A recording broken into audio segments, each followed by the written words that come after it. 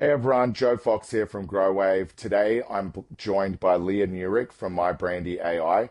Leah is an absolute expert in AI. We've had some incredible people come on the podcast and talk about AI, whether it's AI from an SEO perspective, how to utilize AI in your business. But I think today's really going to be a quite a good masterclass on AI and what we can expect in the future and what businesses should be doing now to focus on AI. So without further ado, Leah, welcome to the podcast. Are you able to just tell us a little bit about your background and how you got started? Yeah, thanks for having me on. I co-founded Brandy AI after running a marketing agency for 14 years, focused on PR, customer acquisition, product marketing, and go-to-market strategy. And before that, I ran emerging markets for Motorola Enterprise in a variety of new sectors during the mobile boom. So it's software is near and dear to my heart, as well as storytelling and customer acquisition. So here we are. Absolutely, yeah. That's quite a career, and I can relate on the agency side of things. I originally had an agency in Australia that I sort of sold off before I moved into more of the SaaS and that sort of thing. So I really like that, and I feel like there's a really good progression story there. So Leah, can you tell me a little bit about? I know everyone is talking about AI. A lot of people are getting quite well versed in it. A lot of people have been experienced in it for a little while, but can you tell me a little bit around why you started Brandy AI and why you started it when you did?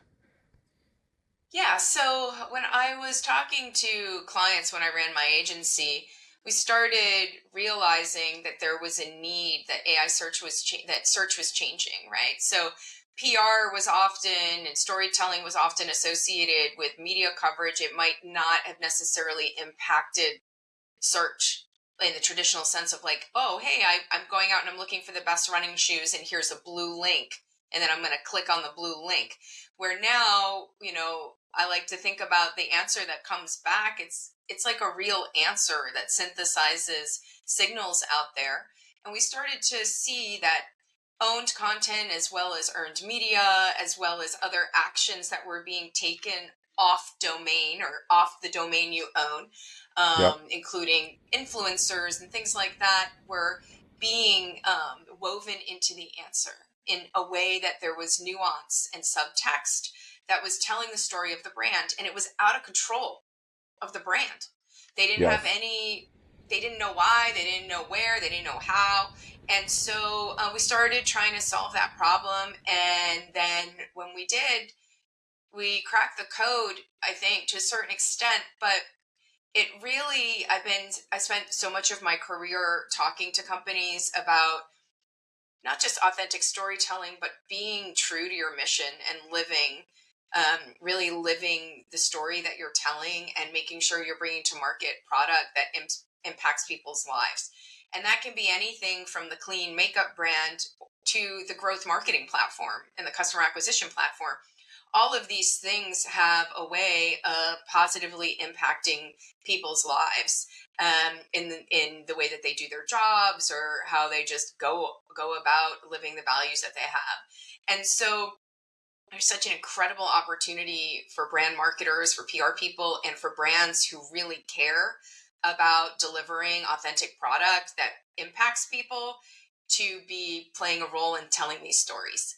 And so that's kind of what got me super jazzed, and that's why we're here and why it's been a crazy ride and enjoying it so much. I love that. I love that. And, I really love to hear that because, the authenticness and the authentic storytelling and the essence of a brand being told, I think, is so important. And I think a lot of people, when they think AI, they just think machines, bots, like there's no kind of like human element to it.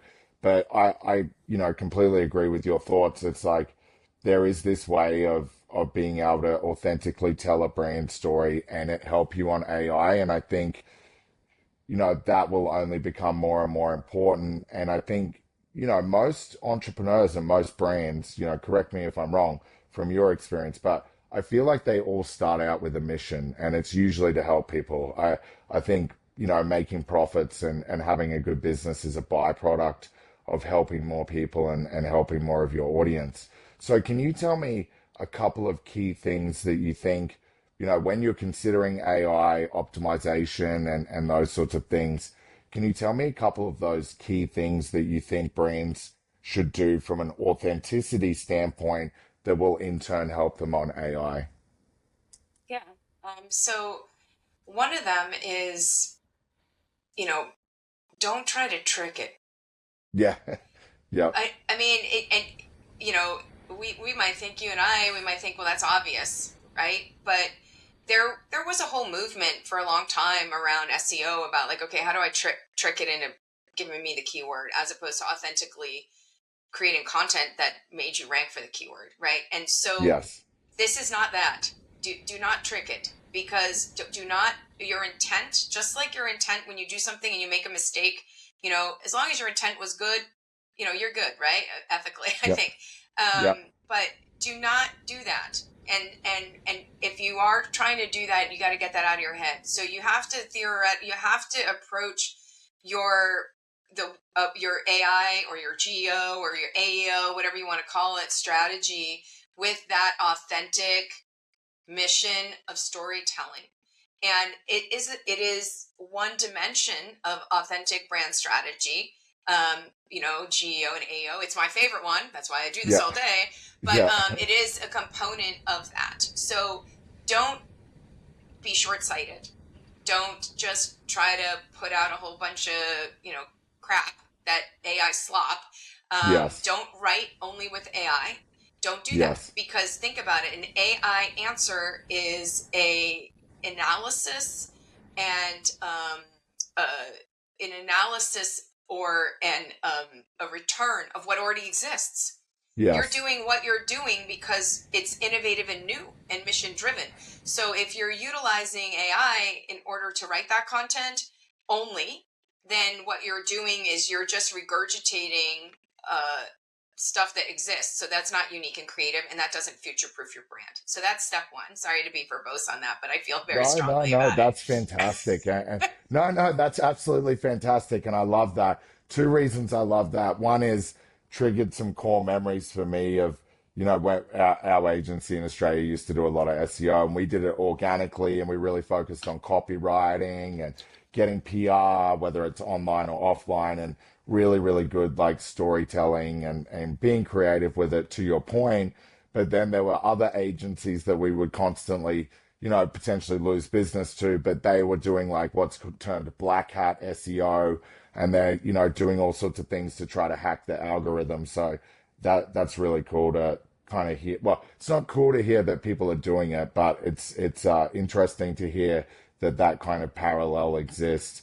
And then to your point, I think, being authentic and creative is really cool. And I think I just hope that it doesn't go to this stage where people do less of that because they're so reliant on AI for copywriting and those sorts of things. Yeah, I mean, the parallels for some people's approaches are, they're definitely there. But the thing is that if it sounds like you and I were both around long enough to remember when that stopped working, and Yes, yes, people got quickly. their websites taken down, Yeah, and they lost their keywords and all of these horrible things that happened. I bet your clients that when you were doing authentic storytelling, that didn't happen to them. And yes, so it's not only the best thing to do for future proofing your brand and the best thing to do to tell the right story, it's also it's kind of the right thing to do, and not to be too like, Pollyannish and Kantian ethics forward here. But if your intent when you deliver product, I'm sure this is the case with your customers, and you have amazing customers that are delivering innovative products that are affecting people's lives. They all started their companies because they believed in what they were doing. And so absolutely. don't let yourself go down the tricky trick path, because it will hurt your brand in the long run. I mean, we just saw that there were changes in the Google algorithm that took some of those tricks for AI on commercial and corporate websites, and it just stopped utilizing them. So Yeah, do what is right, speak to your customers, and your brand will do great, and you will have higher customer retention because they connect with your values and they know that they're not being fed, you know, fake empathy. Yeah. Imagine if you have a terrible crisis, if you're of a data leak, or God forbid, you're a makeup brand and you have to have a recall because there's something toxic, whatever it is. Imagine if you're a consumer and you receive something that you know is AI that's trying to apologize to you. Sorry, I'm Yeah. never buying from you again. You've Yeah. completely wasted all of your sweat equity in your brand. So Absolutely. there is a way to do it efficiently and to make those gains, but to also continue to connect with customers that's going to future proof your brand and help you grow. And that, I think, is another one of the things that's incredibly exciting about being in the world that we're living in now in marketing. That Absolutely. brands Oh, have to sorry. be forced. Oh, I was just going to say that the brand, not forced, but you will be rewarded if you do it that way. So the most successful companies will be the ones that are leading with mission and an authentic ability to deliver great product. I love that. I love that. And so, if you were to just give, some of the brands of grow waves that are listening might be very early on their journey. Some of them may be, enterprise as you kind of mentioned earlier. Would you say that, creating vision led content or audience led content, or how would you summarize kind of like what the best content that brands of all sizes should be focused on? Yeah, so for geo and AI search is a couple of things. One is it's really important to know for your specific market what domains or outlets, whether it's PR or review sites or Reddit or LinkedIn, are the most influential because every market is different. So with Brandy, not to oversell Brandy, but with Brandy, you can see which domains in your market are the most effective. So when you look at that, then it helps you realize, okay, what kind of action should I take to increase, like if LinkedIn's showing up number 3, then do I need to publish more LinkedIn articles from my SMEs? If PC Mag is doing a review of all the best, headphones, and Mhm. they're coming up, number 4 in this cited domains, I better talk to my PR firm and have that elevated on the press list and maybe give them exclusive first peek at my new product. And then from a content creation standpoint, the ability to actually, and we do this in Brandy, but there's a certain type of content that AI really likes. And it's thoroughly researched. We also have over like 400 million data points in our product that we can kind of triangulate like what's showing up and what isn't. But yeah, so we were able to like do a whole bunch of analysis on that. But it's also, there's third party research on this, that what gets found and read and Yes. summarized. But the ability, like we built this intelligence engine that actually goes out and identifies buyer personas, emotional triggers, frustrations. Why do people buy? Why don't they buy? What motivates them? What are they happy about? What are they incredibly frustrated about?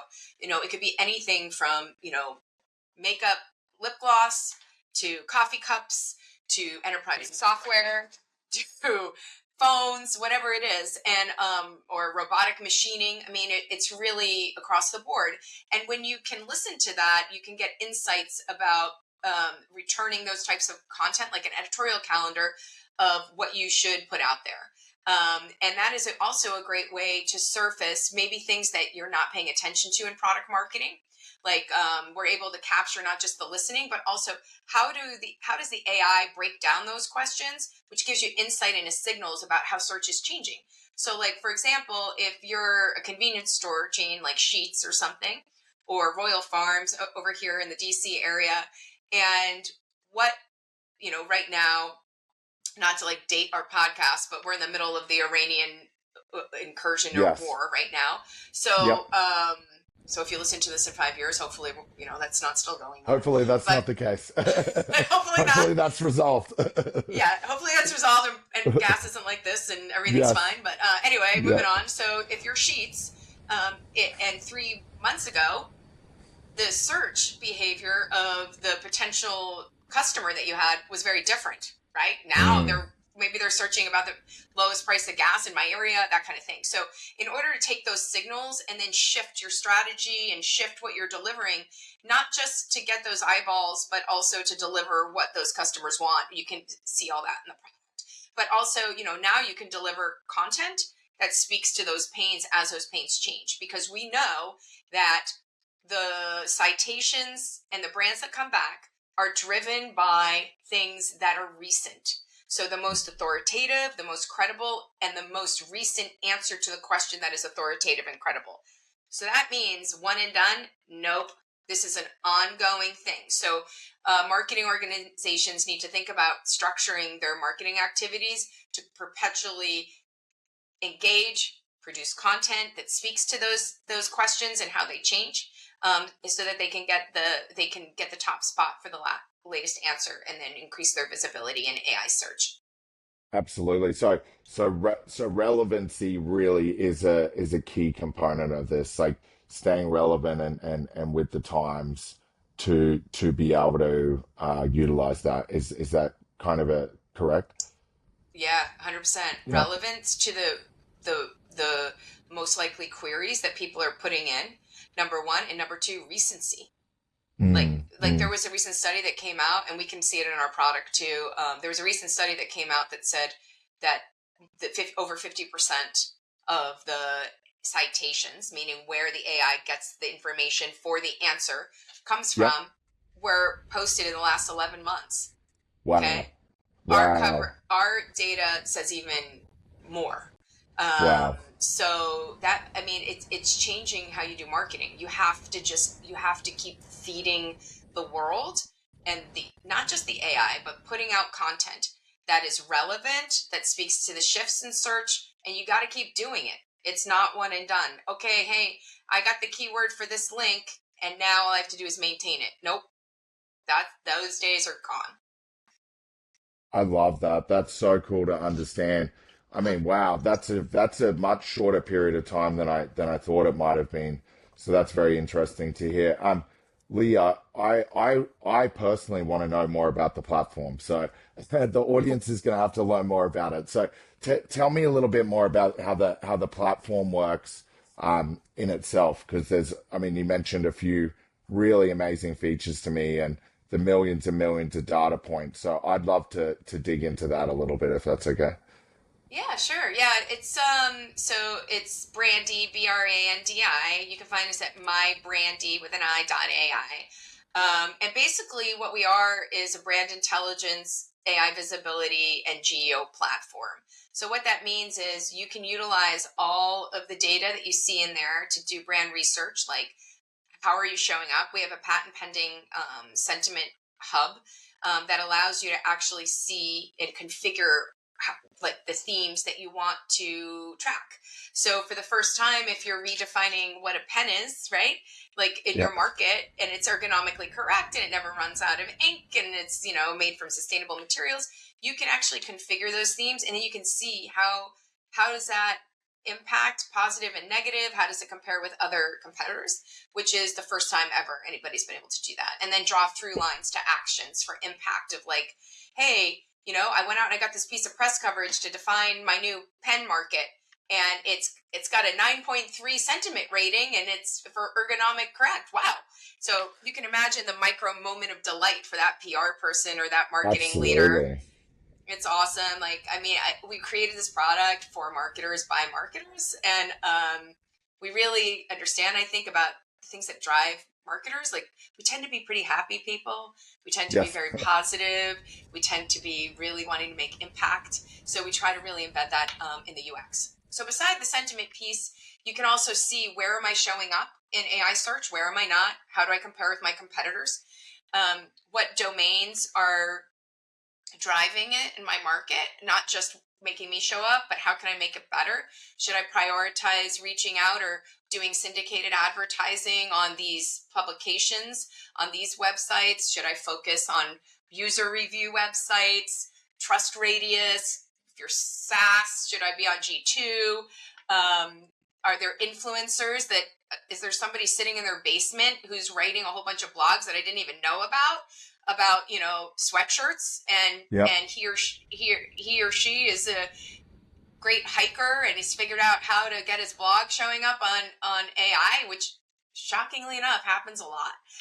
So you can do your influencer strategy, and then in addition to that, we also have a huge suite of optimization tools. So things like, now that I know what I should write, because it will recommend to you, hey, you might want to think about this because of customer pains.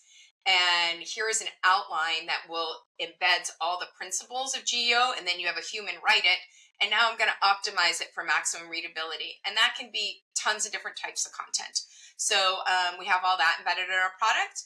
And then we also do like page audits. So is my website good to go for GEO? It's not the same as SEO. So there is a shift and it can be overwhelming. That doesn't mean you need to build a brand new website. You can usually just make some changes to things and how things are structured, but Brandy will give you guidance on what to change and iterate with you on that. So you can just increasingly get better and start seeing your awareness go up. It also gives you the ability to identify when search changes. So just like we were talking about gas prices, we're able to Yep. capture all those signals, and then it will identify theme gaps of what's changing in consumer behavior. So if all of a sudden,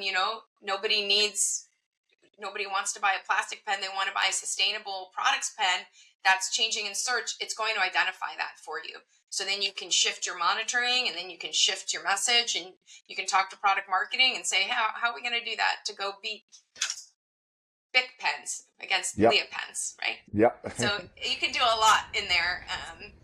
Yeah. That's incredible. Honestly, I'm like blown away by that. That's such a powerful platform. I'm going to set up an account and check that out for another project I'm working on, to be honest, because that's probably honestly one of the most unique and powerful platforms I've heard about in a long time. So I really love that. And Leah, for the audience, if Oh, they Joe, want to, I'll yep, just say that again, we talk about mission. Like, it really came from a bunch of people building this product from a mission to lift marketers up in this new era. So it's so lovely to hear you say that, because I think it is a really great platform, but I think it's also an embodiment of that desire to really empower marketers. absolutely. And that comes across very clearly because it's like everything a marketer would want.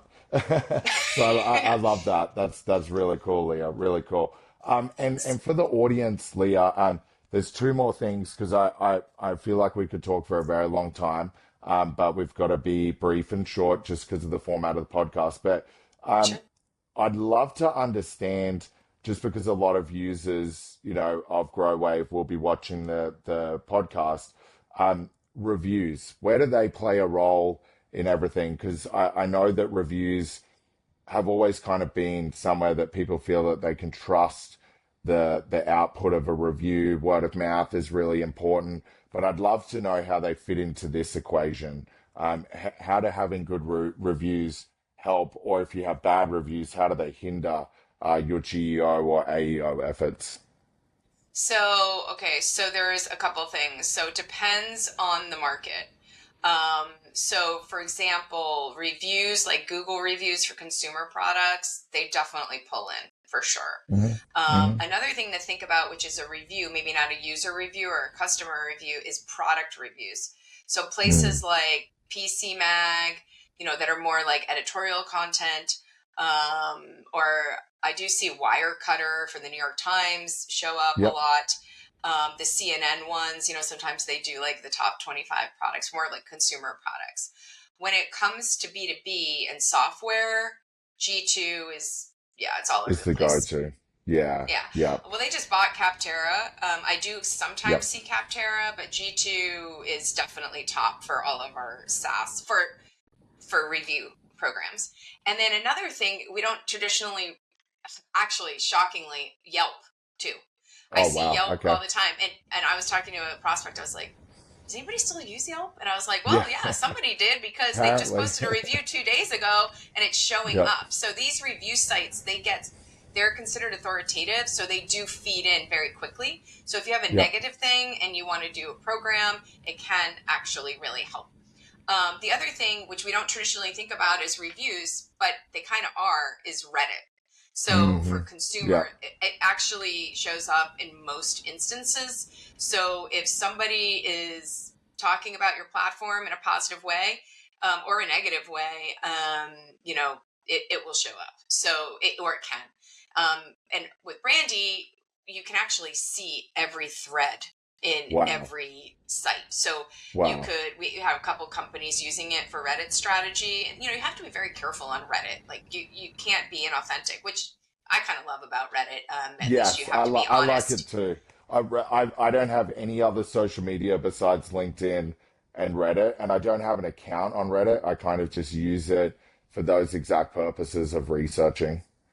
You lurk. I'm a lurker. But I Yeah, I stay don't, out of the I don't, drama. I don't have no time for drama, so I know Reddit can be a bit drama fueled as well, similar to yeah, I mean, Twitter slash X. Yeah. somebody wrote about something on Brandy and I just liked it and I got like in a lot of trouble, but I had nothing to do with the person who wrote something about Yep. us. And I Yep. was like, okay, I'm not touching anything. I was like, I'm sorry. I'm just not writing anything or talking or liking anymore. Absolutely, absolutely. No, well, that was incredibly insightful. I mean, I think there's so many amazing points that you made and a lot of clear direction you gave to the audience. So thank you so much for that, Leah. Just lastly, where can people connect with you, connect with Brandy AI if they're interested in trying out the platform? I'll make sure all those links are in the show notes, but what's the best place Yeah. for people to reach you?